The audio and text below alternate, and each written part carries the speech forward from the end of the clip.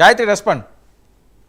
Yeah Varma గారు ఇందాక శేఖర్ రెడ్డి గారు ఏంటో మాట్లాడినారేంటి, కామెడీ షో అంటే ఇది సూపర్ 6 ఇవ్వలేకపోయారు అని చెప్పి.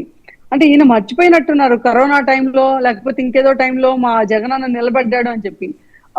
చిన్న ఇన్సిడెంట్స్ గుర్తు చేస్తాను. అప్పుడు హుద్దూద్ అప్పుడు కానీ లేకపోతే రీసెంట్ గా జరిగిన ఫ్లడ్స్ అప్పుడు కానీ చంద్రబాబు నాయుడు గారు ఎలా వ్యవహరించారు, ఎలా నిలబడ్డారు, ఎలా 24 hours ఆయన బాధ్యత తీసుకొని విక్టిమ్స్ దగ్గరే ఉండి అన్ని అయినా సరే లాస్ట్ లెగ్ వరకు ఫుడ్ జారలేదు, చాలా మందికి ఇంకా కూడా వెళ్లాల్సిందని చెప్పి ఆయనే ఆనెస్ట్ గా వచ్చి చెప్పటం, లేకపోతే అక్కడ వర్క్ చేయని ఎంప్లాయీస్ ని కానీ అందరినీ కాల్ అవుట్ చేయటం, ఇలా ఏ రోజైనా జగన్మోహన్ రెడ్డి గారు చేయటం చూసారా?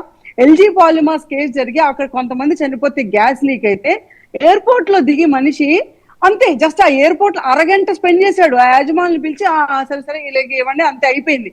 మళ్ళీ తిరుగుటాపాలో ఫ్లైట్ ఎక్కేసి మళ్ళీ వచ్చేసాడు.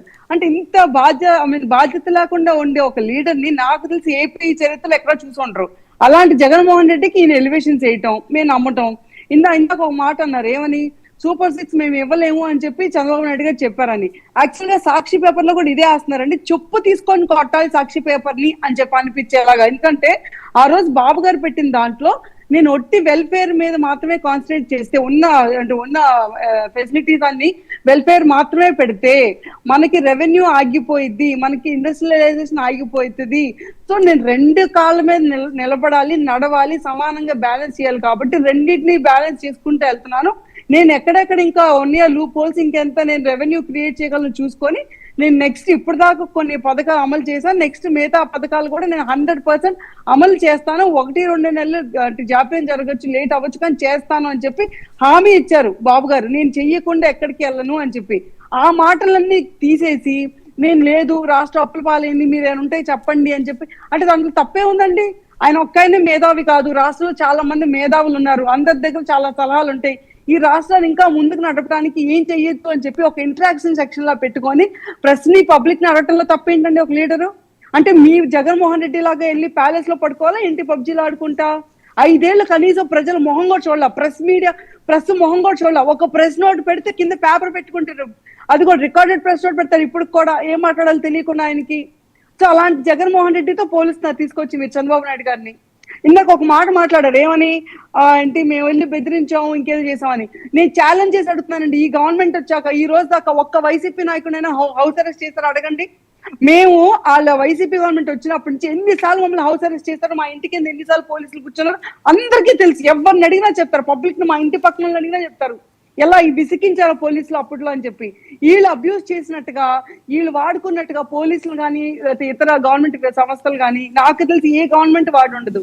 ఈ రోజు ఎంతో డెమోక్రటిక్ గా ముందుకెళ్తుంటే ఇది కూడా వీళ్ళకి నొప్పి వచ్చింది. ఇందాక ఎలక్షన్స్ గురించి మాట్లాడుతున్నారు, ఒక్కటి నేను చెప్తాను.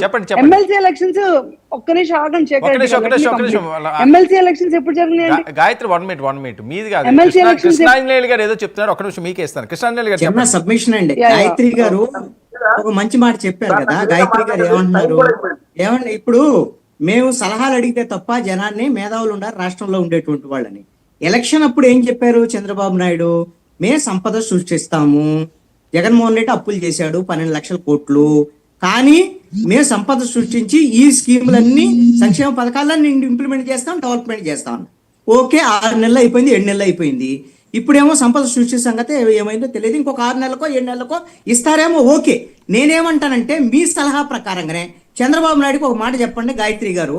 ఏమంటే ఈ విధంగా సలహాలు సూచనలు కావాలంటే ఆంధ్రప్రదేశ్ లో ఉండేటువంటి అన్ని రాజకీయ పార్టీలతో ఒక అఖిలపక్ష సమావేశం పెట్టమనండి ముఖ్యమంత్రి చంద్రబాబు నాయుడు, అదే విధంగా డిప్యూటీ సీఎం ని సలహా తీసుకోమనండి.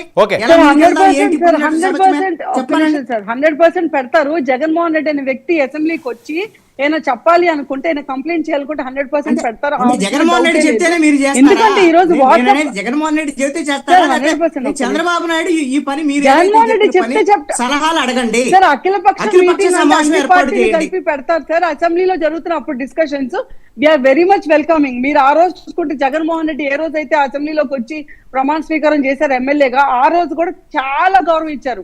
అదే చంద్రబాబు నాయుడు గారు అసెంబ్లీ ఓకే, ఉన్నప్పుడు వీళ్ళు ఓకే, మొత్తం ఓకే, చుట్టుముట్టి ఓకే. ఎంత గాయత్రి, one అవమానించారు, minute అండి. ఎంత అసభ్యకరంగా ఓకే, ప్రవర్తించారు. గాయత్రి 1 minute. శేఖర్ వర్మ గారు ప్లీజ్ ఒక్క పాయింట్ చెప్పండి, ఫాస్ట్ గా చెప్పండి. నేను చెప్తాను. ఎమ్మెల్సీ ఎలక్షన్స్ అప్పుడు అనురాధ గారు గెలిచినప్పుడు కూడా ఈ అప్పుడులో గవర్నమెంట్ లో ఉండి రూలింగ్ లో ఉన్నా సరే వీళ్ళు ఎమ్మెల్యేలు మాకు ఓటు వేశారని చెప్పి అప్పట్లో ఉండవల్లి అనురాధ గారి ఇంటి పేరు ఉండవల్లి శ్రీదేవి గారి ఇంటి మీద దాడి చేసి ఆవిడ ఇక్కడి నుంచి హైదరాబాద్ పారిపోయేలా చేసింది ఏ పార్టీ అంటే ఓకే. వైసీపీ పార్టీ కాదా?